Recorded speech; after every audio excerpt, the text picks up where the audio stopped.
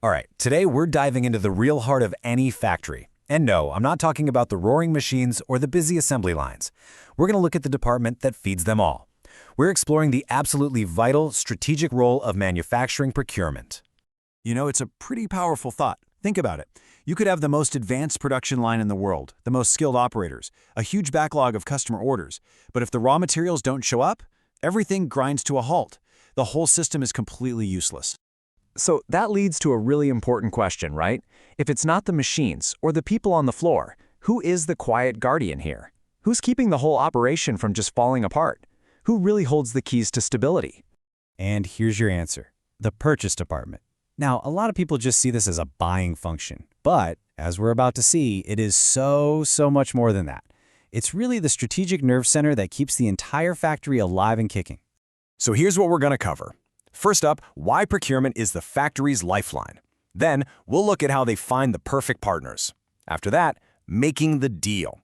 Then, we'll get into how they guard the supply chain. And finally, we'll wrap up with the big strategic takeaway. All right, let's jump into Section 1, the factory's lifeline. It's all about keeping that engine running. Okay, so on the surface, the core mission seems pretty simple, right? Get the right material at the right time, in the right quantity, and for the right cost. But here's the thing. The real goal, the one that matters above all else, is uninterrupted production. Because if you fail at any one of those first four things, that goal becomes impossible. Production just stops. Okay, moving on to Section 2, finding perfect partners. And this isn't just about shopping around online. This is the real art of vendor selection. It's about building a reliable network. So how do they actually pick these partners? Well, it's a super rigorous process. I mean, it goes way beyond just quality, capacity, and price.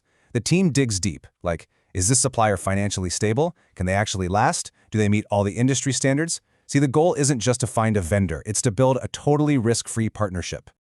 Let's make this real for a second.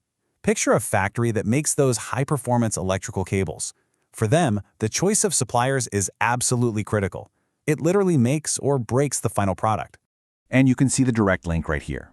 The quality of the copper, that's your core electrical performance. The polymers they use for insulation, that's all about safety and reliability. The steel for the armor, well, that dictates how durable and protected the cable is.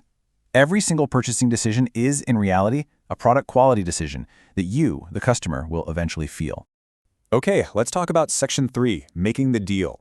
So, you've found some potential partners. Now it's time to go from just a request to a solid agreement. The first move is usually something called an RFQ, or a request for quotation. Think of it as a formal document they send out to the vendors they've shortlisted. It basically asks them to lay all their cards on the table. What's your price? How fast can you deliver? And what are your payment terms? This standardizes everything, so the team can do a real apples-to-apples comparison. So once those quotes are in, the real fun begins: negotiation. And you know, it is never, ever just about getting the lowest price. Look at this classic scenario. Supplier A is cheaper, but man, their delivery time is longer. Supplier B costs more, but they can get you the material way faster. The procurement team has to do this balancing act. Is that lower price from supplier A worth a potential production shutdown? Or is the speed from B worth the extra cash? It's a total strategic calculation. All right, Section 4, guarding the supply chain. A deal is in place, so now the focus totally shifts to executing the plan, and, maybe more importantly, defending it from all the things that could go wrong. The official trigger for all this is the purchase order, or PO. This is the green light. It's a formal, official document that locks in everything they just negotiated: the material, the quantity, the price, the delivery date. The moment that PO goes out, the supplier gets to work. And that one document kicks off the entire PO cycle. The order's issued, the supplier gets the material ready and ships it, and then it arrives at the factory. But hold on, it's not done yet. It still has to be checked by the stores and quality control teams before it's finally released to the production line. And guess who manages that entire flow to make sure it's seamless? Yep, the procurement team. But what happens when things go wrong? Because let's be real, the world is full of disruptions. A supplier's factory could have a major breakdown. A key raw material could suddenly become impossible to find. A shipment can get stuck in transit. Or, some big global event could just throw everything into complete chaos. These are the risks that literally keep procurement professionals up at night. And this, right here, is where they really prove their strategic value. They build defenses. For instance, they might source a critical material from 2 different vendors, so they're not totally dependent on just one. They might keep a buffer, a safety stock of key items just in case. They can lock in prices with long-term contracts to protect against crazy swings, and they are always monitoring their suppliers' performance. It's a constant, proactive game of defense. Okay, let's bring it all home with Section 5, the strategic takeaway. This is all about reframing how we think about this department. It's so much more than just buying stuff. And that brings us to the single most important takeaway from all of this.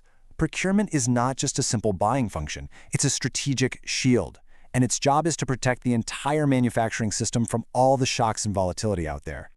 I mean, just think about what they really accomplish. They ensure that continuous flow of materials, the literal lifeblood of the factory. They create a competitive cost structure through smart sourcing and tough negotiation. They build these super reliable supplier relationships that can weather storms. And, like we just saw, they're actively managing and controlling all those crazy supply chain risks. So, at the end of the day, it really doesn't matter how much you've invested in fancy technology or amazing talent. Without an effective strategic procurement team, even the most advanced factory on the planet will, eventually, fall silent. So I'll leave you with this final thought to chew on. How much of a product's success, we're talking its quality, its cost, even its availability on the shelf, is actually decided long before a single part is ever made on that factory floor. Something to think about. Thanks for joining me.